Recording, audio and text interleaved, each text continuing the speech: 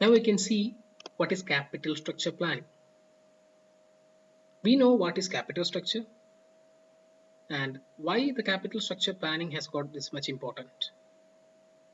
We know the capital is scarce and it is very costly too. The capital should be effectively raised and utilized to maximize the value of the firm.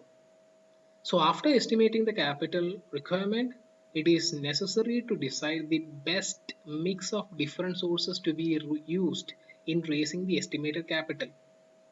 What do you mean by deciding the best mix of different sources? The best mix of different sources means we already said that different sources have different risk return features. Different sources will have different cost associated with it. So deciding the best mix of different sources means deciding a mix that gives you minimum overall cost of capital and maximum value to the firm. So what kind of debt equity mix or what kind of capital structure that gives you minimum overall cost of capital and maximum value to the firm, that may be the best mix of different sources. So after estimating the capital requirement, it is necessary to decide the best mix of different sources to be used in raising the estimated capital. And this process is known as capital structure planning. In short, capital structure planning means selecting a desired debt equity mix. So the debt and equity should be judiciously used to form a capital structure that will give maximum value to the firm and minimum overall cost of capital. So it is a tedious task for planning the capital structure, for deciding a debt equity mix that will give the firm the maximum value and that will give a minimum overall cost of capital. Now we can see the different factors affecting the capital structure. Broadly, we can divide the factors into internal factors and external factors.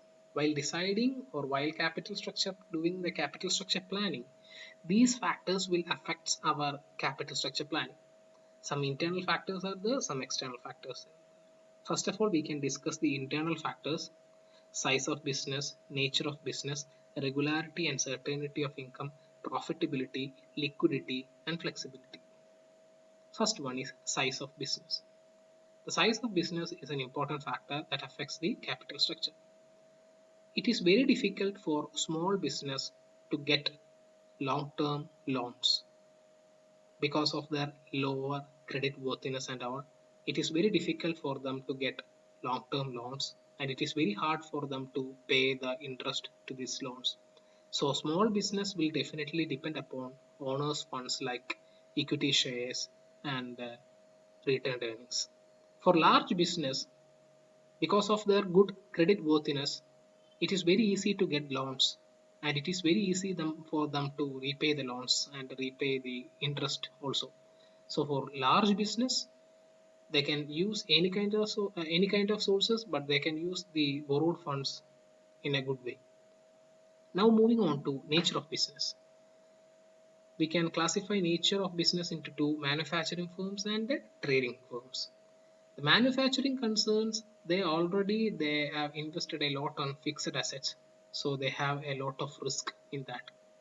So they have invested a lot already in fixed assets, hence the fixed cost element in their total cost is very high. So already they are having higher risk. So it is not good for them to take much risk again. So for manufacturing firm, they can depend more on owners funds like equity shares and retained earnings, which are lesser riskier. In the case of trading concerns, the total cost in trading concerns, among that the fixed cost is very less, so the risk is comparatively lesser than the manufacturing firm. So they are in a position to take up more risk than the manufacturing firms. That means they can use borrowed funds or debentures or bonds for raising their fund. Next point is regularity and certainty of income. If a company is having good regular and certain income, definitely they can opt debentures or borrowed funds because it will be easy for them to repay loan and pay the interest. If any company is not getting a regular or getting an uncertain income, then definitely it is not good for them to depend upon borrowed funds. Such firms should focus on owners funds like equity shares, preference shares like that. Next point is profitability. Whenever we are thinking about a capital structure, the profitability should be given much importance. For that, EBIT and EPS analysis should be done.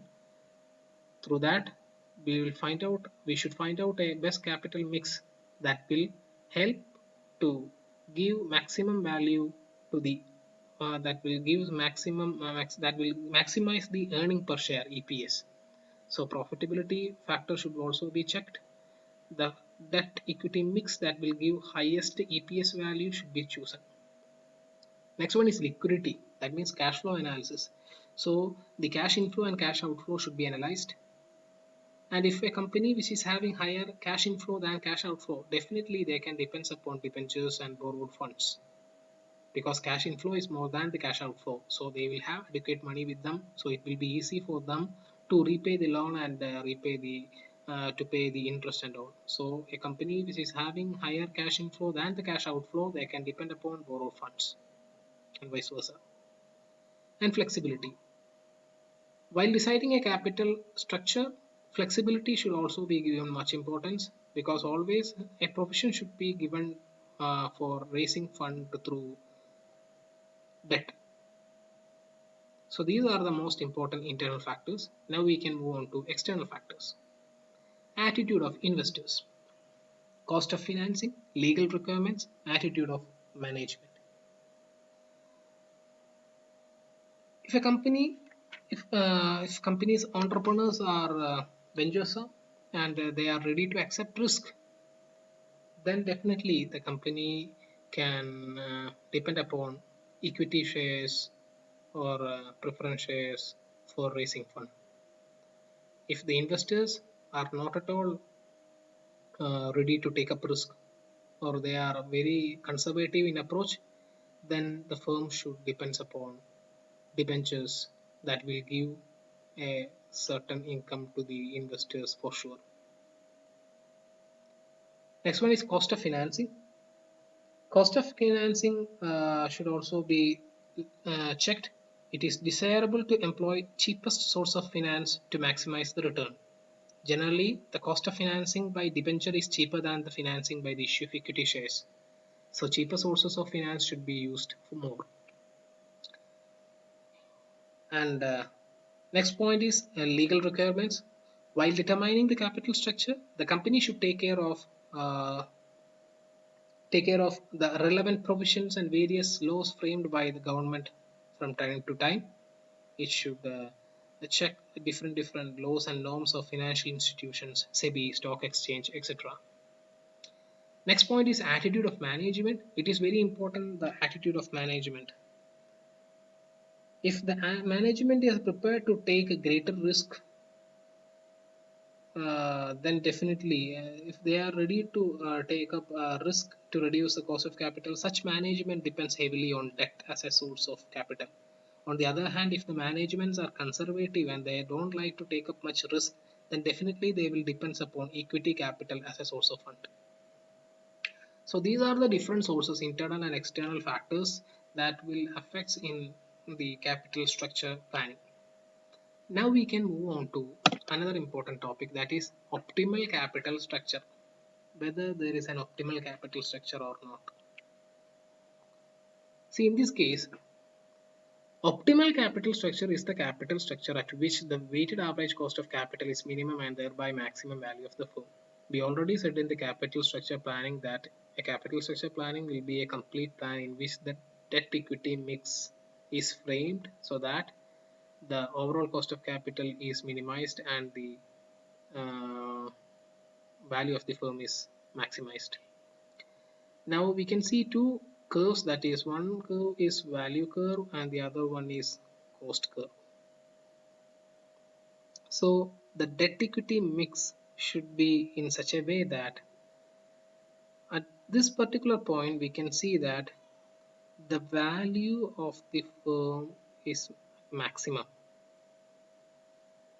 and the cost of the firm is minimum. This is the cost curve, this is the value firm. So the value of the firm is maximum and the cost of the firm is minimum. So this is the proportion in which the debt and equity should be mixed to form the capital structure. So optimal capital structure is any kind of capital structure at which the overall cost of capital is minimum and thereby the maximum value of the firm. Now we can see some of the features of the optimal capital structure. The relationship of debt and equity in an optimal capital structure is made in such a manner that the market value per equity share become maximum. So we already said that the point is to maximize the value of the firm. It maintains the financial stability of the firm. The finance manager determines the proportion of debt and equity in such a manner that the financial risk remains low. That means the overall cost of capital is minimized and the value is maximized so that the financial risk remains always low. The advantage of the leverage offered by corporate taxes is taken into account in achieving the optimal capital structure.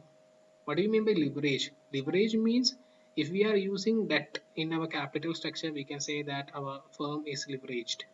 So the use of debt is leverage. That means leverage. So if a debt is used, if the advantage of leverage offered to corporate taxes, that means if we are using much debt in our capital structure, that means our firm is leveraged. The debt, the interest paid on debt is a tax deductible thing. So that is the advantage. So the advantage of the leverage offered by corporate taxes is taken into account in achieving the optimal capital structure. The cost of capital reaches at its minimum and the market price of the shares become maximum at optimum capital structure. That we already discussed that an optimal capital structure is a capital structure that gives you the maximum value to the firm and the minimum cost of capital. So this is all about the optimal capital structure.